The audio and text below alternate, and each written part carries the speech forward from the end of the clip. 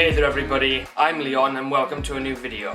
I make content every day focused on video production, making money online, tutorials and business. So if you are interested in those things, then be sure to subscribe with notifications on. So in this video I'm basically going to be showing you how to create an RGB effect in Adobe After Effects. So without any further hesitation, allow me to guide you through it. Select the type tool and type something like RGB split. Let's open the Align tab and align the text in the center. Then right click the layer, select Pre-Compose. Make sure Mobile Attributes is selected, name doesn't matter, and click OK. Then open Effects and Presets tab and search for Shift Channels, that's the only effect you'll need. Add this to the pre-composed layer.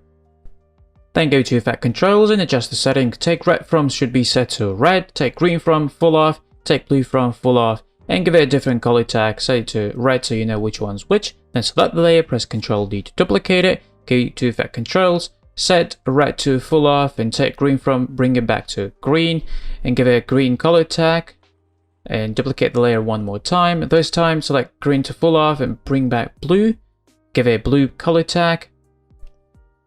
Then select all the layers and set the mode to screen. If you don't see the mode column, click on the toggle switch modes until you see it, click the drop down and select screen. And by doing that, you can see the colors back to white. That's because we need to adjust the positions of each individual layers. So select them all and press P for position and individually shift the layers position. So I'm going to play around with the red values and you can see the RGB split happening. And let's also shift the blue to the right a bit and here you have yourself a classic RGB split. And the beautiful part about this is that it's completely procedural. That means if you open up the pre-composed layer, you can switch it up for something else. So say a video. Let me bring the video here, hide the text.